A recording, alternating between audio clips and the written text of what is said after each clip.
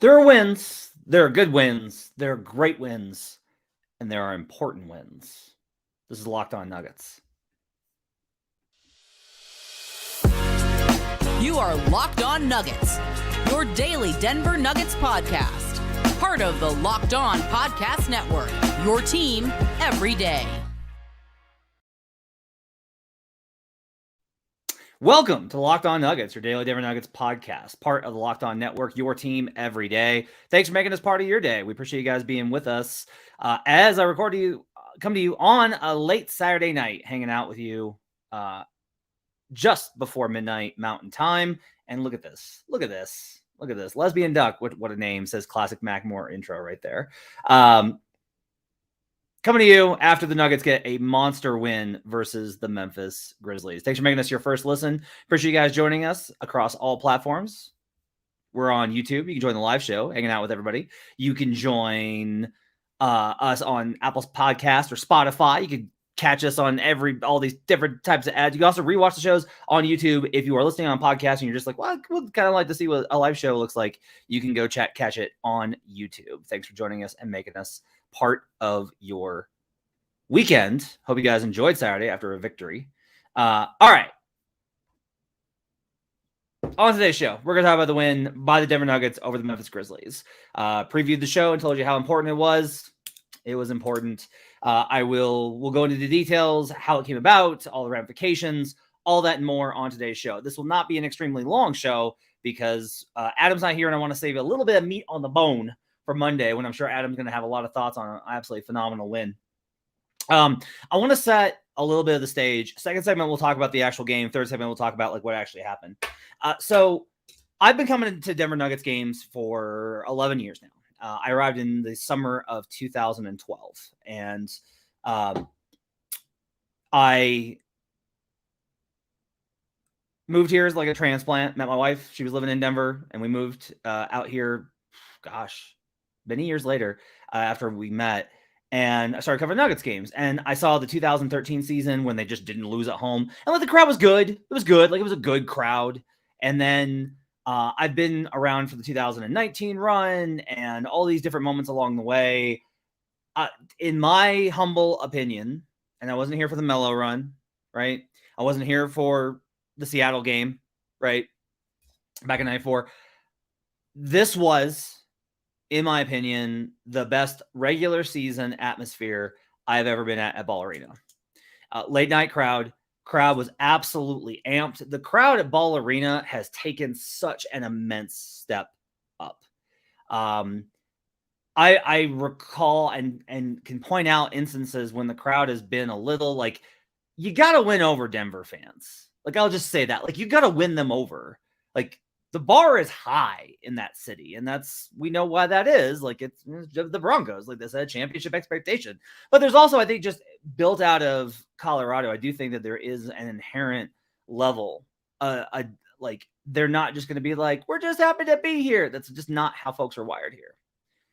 And like the biggest example I can think of this is 2019 round 2, Blazers game 2. Like the Nuggets finally made the playoffs, and they had this terrible first half where they actually like shot just like garbage. Like they were just missing shots. Like the play wasn't bad. They were just missing everything. And like they got booed. They got booed at home in a playoff game. And I was like, wow. But the crowd at Ball Arena this year has taken on a life, honestly, in sync with the team. Like those two things are meshing now, where not only do you have this confidence with the team where they know how good they are, but the crowd at Ball Arena knows it too. Like when they were down, there was a little bit of restlessness. That's pretty typical, but it wasn't like the grumpiness that I used to see at Warriors games during the Warriors 2015 to 2018 run. When that team would go down, like the crowd literally just started moping and whining. Like, come on, why aren't you winning? Like this crowd last night was very much into it and was like, come on, you guys, you can do this. And it was really amazing. And when they made that run in the third quarter, going into the fourth, and then an insane fourth quarter run, I don't think I've ever been in an environment like that at Ball Arena. I don't really remember a playoff game that tops it at home. I just don't, right? Like the 2020 run might have been like that, but it was in the bubble, you know? And so the MVP chants that Joker got in that fourth quarter, that's the loudest I've ever heard. Like that, everybody in the building chanting MVP. It was absolutely cacophonous. It was incredible. So to me, like that was an absolutely ridiculous high moment. I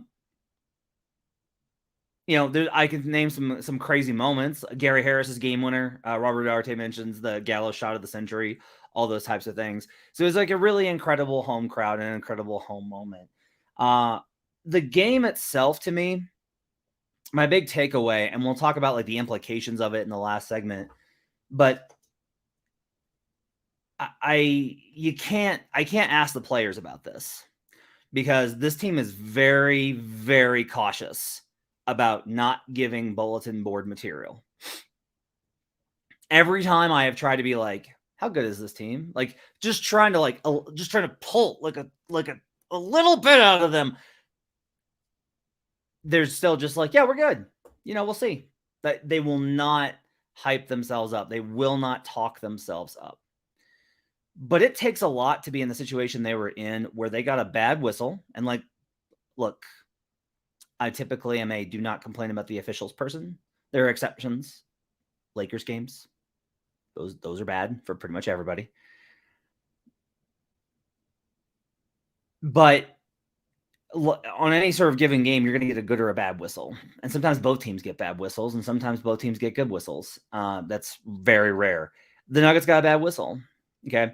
And they missed a ton of shots. They missed open threes. Like they were 0 of 11 at one point.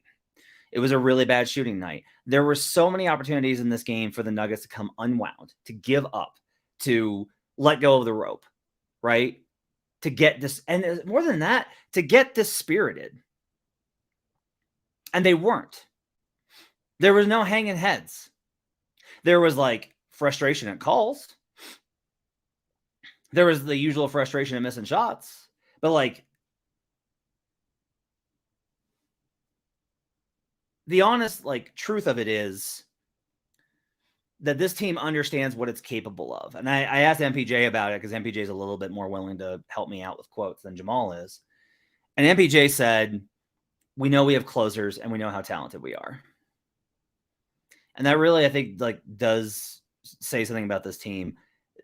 They simultaneously can blow you out if you do not bring your A game. And if you bring your A game, but they are just able to stay within range of you, the Denver Nuggets feel like they're going to get home, especially in that building. But they're going to get all the way back. They are so confident that what they do is going to work out over the course of 48 minutes, over the course of the possessions. So Tyson asks, Matt, would love an earnest take on a game between your favorite team and the team you cover. Honestly, has to be hard.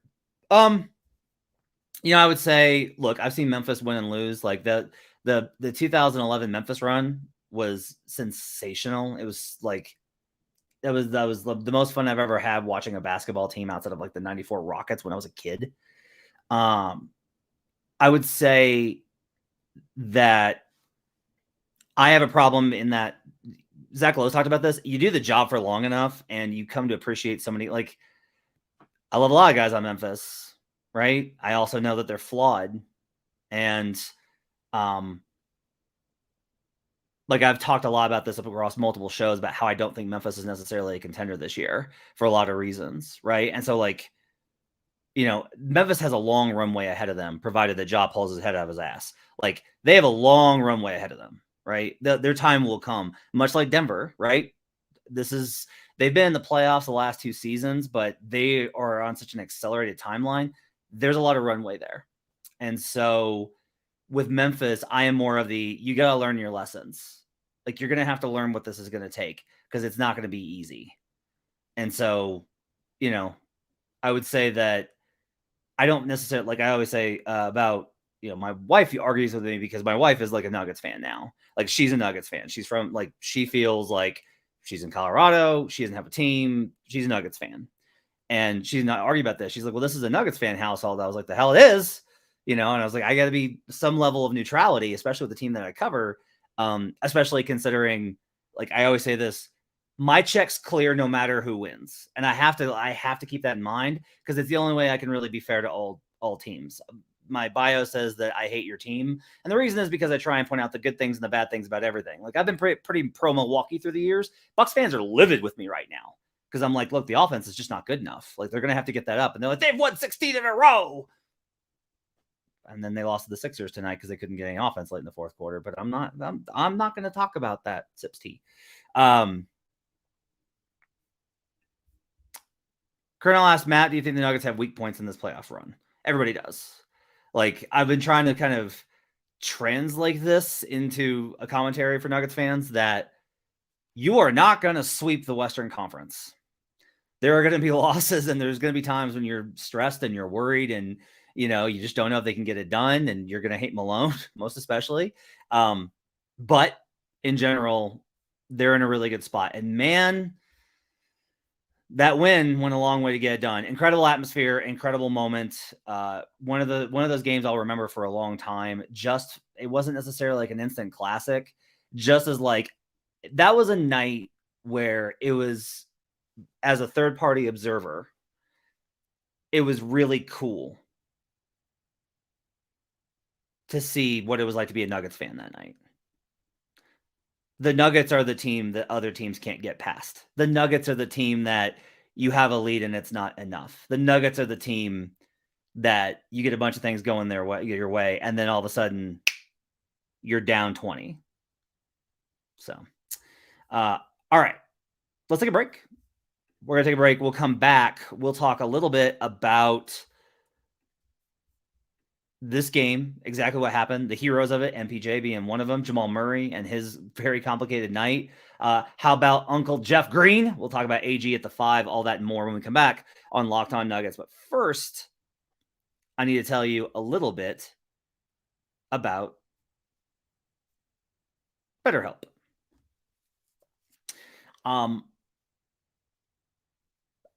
I always kind of go back to the idea that therapy is work, right? It's work that you do on yourself.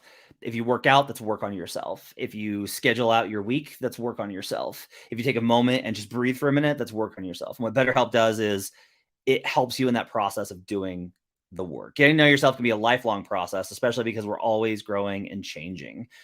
There's just, even if I've had so many instances in life where like I will have therapy and then I'll take a break and then I'll do more therapy and then I'll take a break. Like I don't have like an ongoing therapy relationship, and lots of people do, and that's okay too.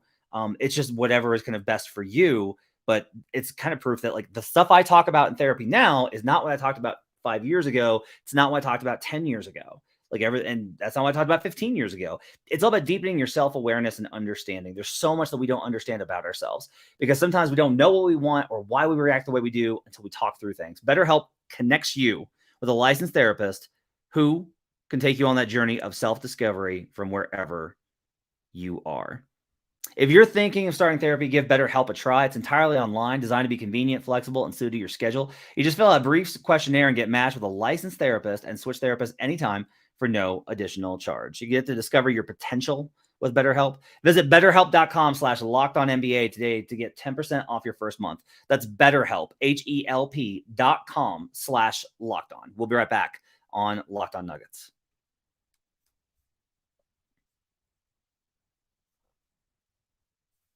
Back here on Locked On Nuggets, thanks for joining us, making this part of your day. Appreciate you guys being with us. Let's talk a little bit about this game. Nuggets get the win over the Memphis Grizzlies, 113-97.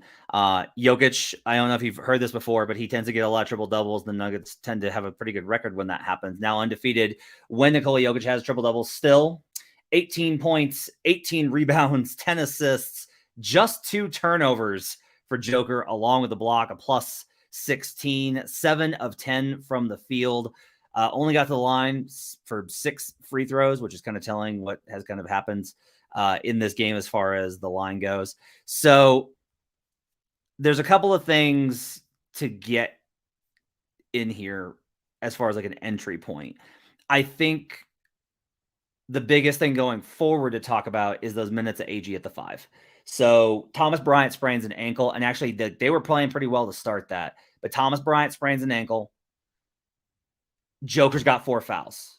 And so instead of going to DJ, Malone puts AG in at the 5. He's able to do this in part because Steven Adams is not available for the Memphis Grizzlies, and Brandon Clark suffered, unfortunately, an Achilles tear. long term, I'll just tell you that injury is way more devastating than people will realize.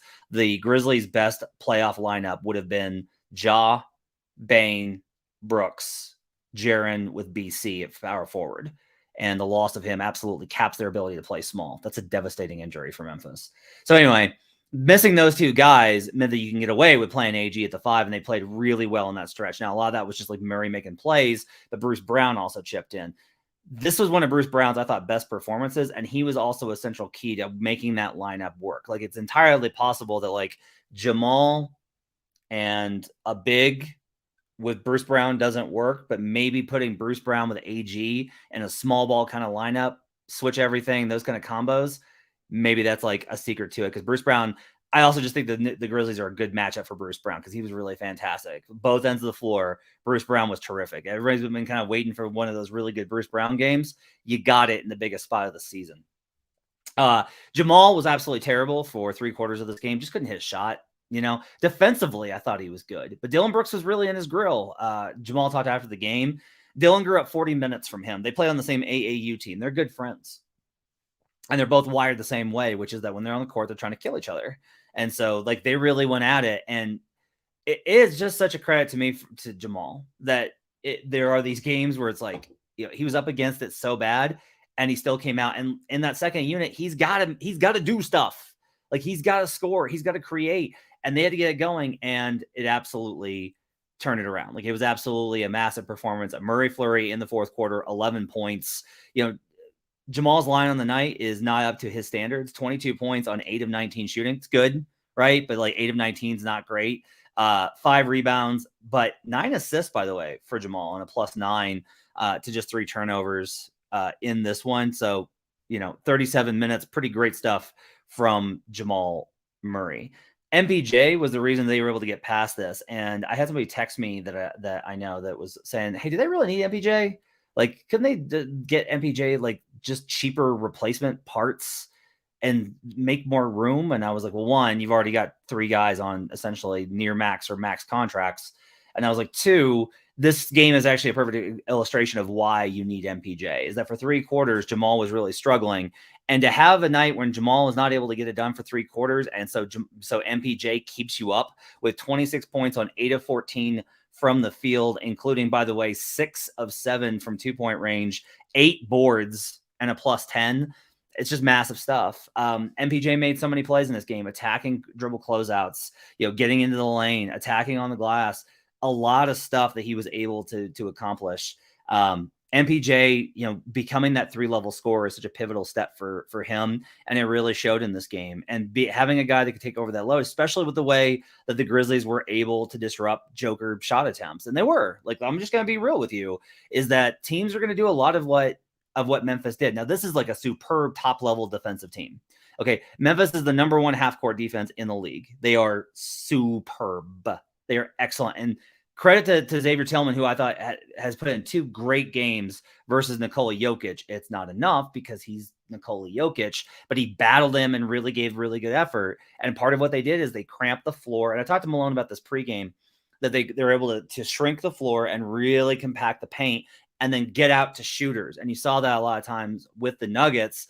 And you could say, like, they were just missing shots. To me, like, the Grizzlies were able to speed up the Nuggets a little bit on some of their offensive stuff, and that helped lead to some of the shooting, but the Nuggets were just able to power through.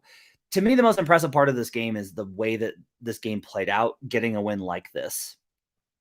This is a physical game, high pressure atmosphere, and it was ugly. Like, this was a really ugly game. You look at it, and Denver scores in the fourth quarter. They outscore the Grizzlies 33-17. Good grief. And in total 66-39 in the second half. This was a really grinded out game for really 2.5 quarters. And the fact that Denver was able to keep contact, and then it's not like the defense fell apart for Memphis late. Denver just out executed them, really pushed through them, and showing the ability to get tough buckets and just absolutely win the one-on-one stuff. It wasn't all the easy, pretty stuff. It wasn't the high-low passing. There will still be some of that in the playoffs, but you're going to have games where you're going to face defenses that muck up things and make it tough. And the Nuggets were able to grit this out, and they did it behind a stellar defensive performance. Like I was tracking it. The Grizzlies at one point had 8 points in 9 minutes spanning from the third quarter into the fourth. We say it all the time, but it's really true. The Nuggets clutch time defense, like they flip a switch defensively.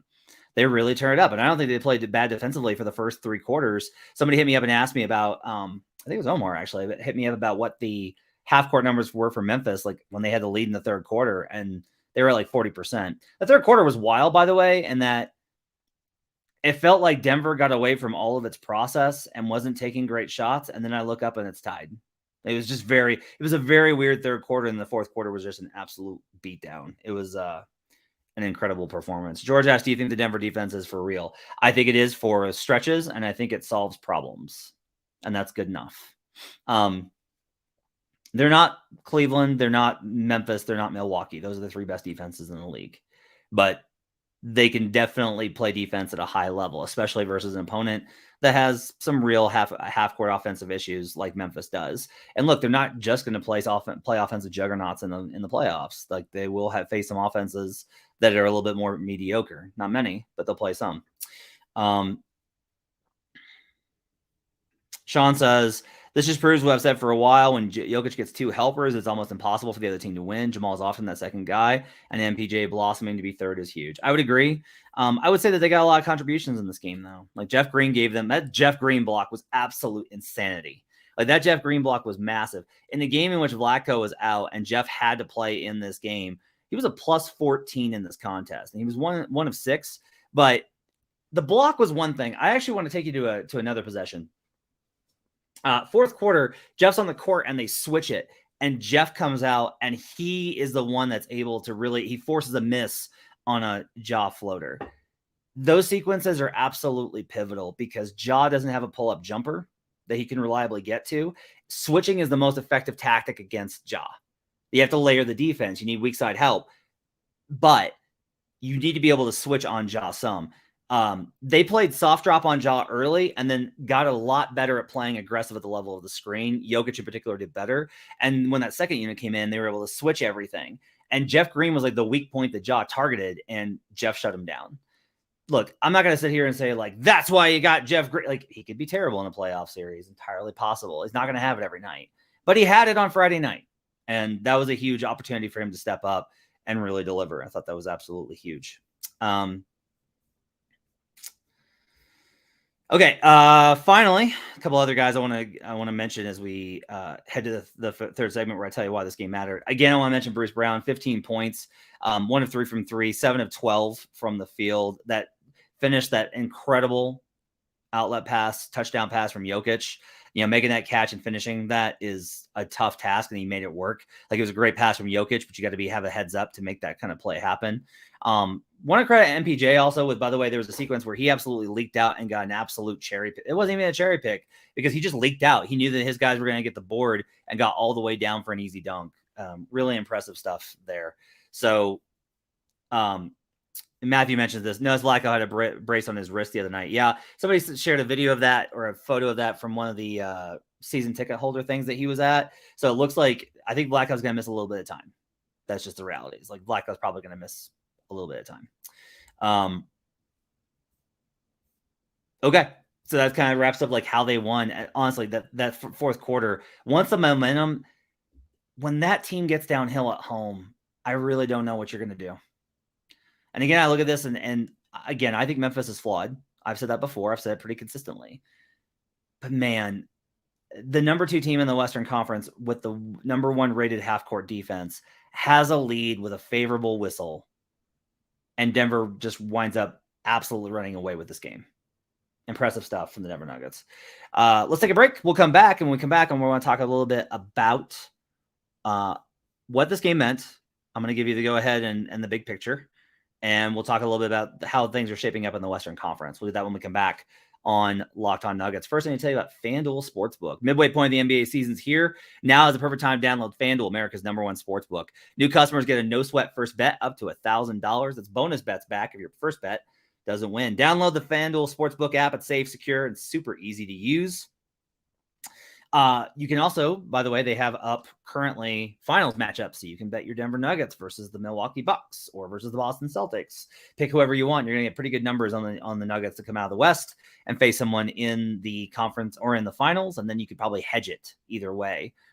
Once we get to that point. Plus, FanDuel even lets you combine your bets for a chance at a bigger payout with a same game parlay. Don't miss your chance to get your no sweat first bet up to $1,000 in bonus bets when you go to FanDuel.com/lockedon. That's FanDuel.com/lockedon to learn more. Make every moment more with FanDuel, an official sports betting partner of the NBA. We'll be right back on Locked On Nuggets.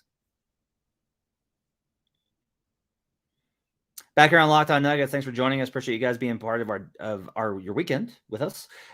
We will be back on Monday morning. Adam and I will. I want to go ahead and get a recap episode up for that Grizzlies game because it was that important. Why, you ask, was it that important? In case you did not catch the preview episode that I did.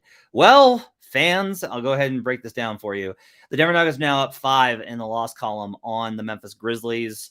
They now own tiebreaker over the Memphis Grizzlies. So they are ostensibly 5.5 games up. If you go ahead and you do the numbers, since they have tiebreaker, it's 82 minus 45 wins for the Denver Nuggets, minus 24 losses for the Memphis Grizzlies, and that gets you to 13. I said 14 the other night. Ryan Blackburn annoyingly had it right. It's 13. A good way to kind of think about this is think about like what a bad final performance for the Nuggets would be.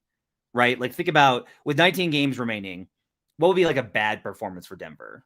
9-10, that'd be pretty bad. If they went under 500 the rest of the way, that'd be alarming. Okay. Even if that happens, the Grizzlies could only lose 3 more times. They have to get under the number. They could only lose 3 more times.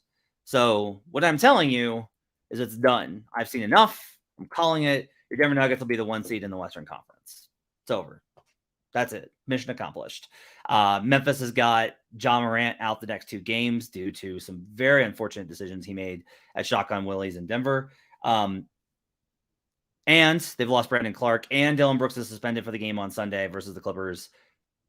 It's just a bad scene overall for Memphis. The Kings took a loss to the Minnesota Timberwolves tonight. So the unlikely odds of them catching 7 back in the loss column, not really going to happen. The Nuggets are going to be the 1 seed. They're going to have home court. The road to the NBA Finals in the Western Conference goes through Ball Arena in Denver, Colorado.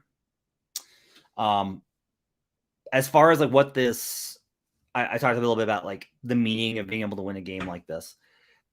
I got to circle back. I didn't really get to the AG at the 5 thing. Malone went to the AG at the 5 thing because of the Thomas Bryant injury. I feel pretty confident that he would have stuck with Thomas Bryant, even if that hadn't happened. I do think it's good that he had to use it because they are going to need it at some point, and you need to get to try it out. Like you need to see what that rotation looks like. I also want to stress this very much, though. You can't run AG at the 5 as your full-time backup option. It's not doable. You do not want to put that kind of a beating on Aaron Gordon. He will get hurt. And this is not a thing about Aaron. This is every power forward in the league talks about this consistently. Like when you have to play up a level and you have to do all the things that a center does and you don't get any possessions off in terms of those things, it will wear down your body. So like AG at the 5 needs to be an option. And I think they need to give it some minutes so they know what it looks like. I don't like the idea of like, we'll just throw this out there in the playoffs and see it. I think that's a bad approach, even if they've practiced it. But you don't want to use it too much. It's got to be a little bit of a balance. With the win and essentially securing the 1 seed, the Nuggets shift into a different part of their season. They have games versus the Bucks. They have games versus the Sixers. They have games versus the Suns. They have a couple of these games left in the season. But quite honestly, the stakes for the Nuggets go down quite a bit now. They need to still win. They can't just stop playing. But you can start looking a little bit towards when you want to get rest, how you want to manage the season, targeting certain games. They don't need to be bearing down. I don't know if they will because like they have a real shot with the Bucks losing tonight at being able to catch for the 1 seed overall. Rob says, give me some AG, Vlaco, MPJ, BB, Maltime, please. Sure. It's hard to get minutes for everybody. It's hard to get the lineups caught up and everything. I think as they transition into this phase, like I want to say they can't stop playing, right? You don't want to go, you go 3-16 to finish, and yeah, you're in trouble.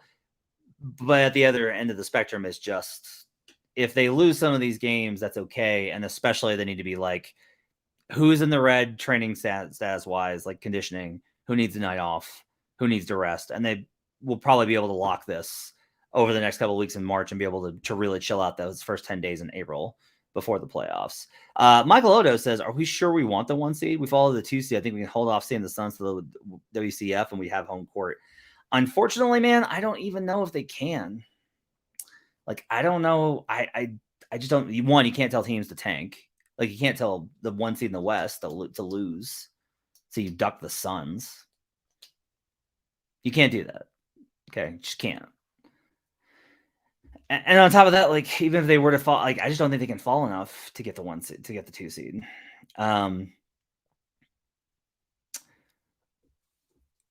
Let's talk a little bit about the matchups, because I know that people are going to be worried. Let's go over a little bit. The Suns are currently 3 games behind the Kings in the loss column after the Kings lost tonight.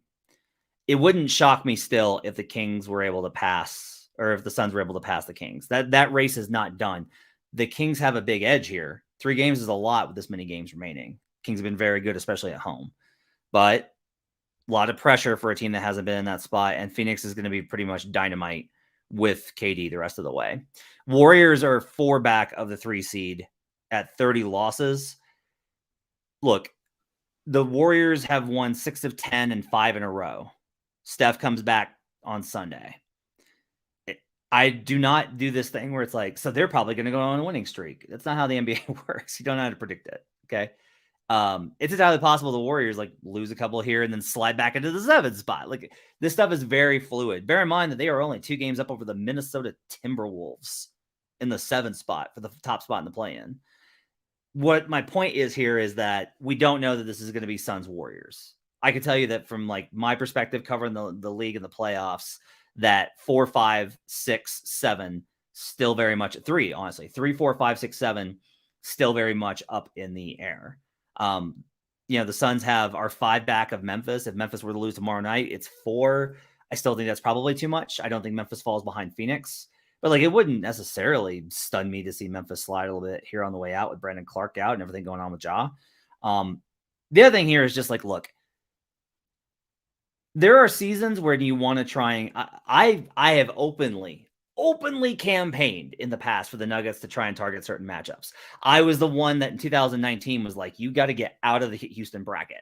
Like, I don't care what you do, you got to get out of Houston's bracket because that team will kill you. And I've done that before. If you are not, like, let me put it this way. If you're the Cavaliers, you want in Boston's bracket and not in Milwaukee's. If you're the Sixers, you want in Milwaukee's bracket and not Boston's. Like, the Sixers have to do whatever they got to in order to get out of Boston's bracket. They can't get past Boston, okay?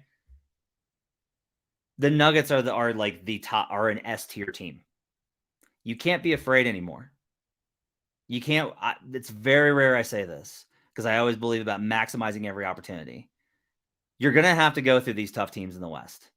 You're going to have to you're going to face one of Luka, Steph, KD, Booker. Like, you're going to have to face them. You're not getting out of the playoffs facing, Kings, Wolves. I don't even know who else would be in the Clippers, which is a team that you guys aren't scared of. You're going to have to go through good teams. You're just going to have to face it. And you're either good enough or you're not. There is no more, let's try and manipulate our way. Don't duck the Suns. The Suns should be trying to duck you. You're the number 1 team in the West. You've been a better team all season. You have the 3-time MVP. You are unstoppable at home. So there's like, at some point, you're going to have to go ahead and do the hard thing and beat them. Soledge says Suns play Kings 2 more times and have home advantage. Suns will finish 3rd. Maybe. Kings have been very surprising. Like, they've gotten a couple of huge wins lately. Had a tough one tonight versus the Wolves, but I really do think that ultimately the Suns, I think it could be a real coin flip between Suns and Kings. So we'll see. Also, I don't know how good the Suns are yet. They faced Charlotte and Chicago. They've looked really good. Like, I'm impressed with their defense, but I'm also not like, oh man, the Suns are world beaters. And again, I am a firm believer in this. If you're going to face a team, face them early.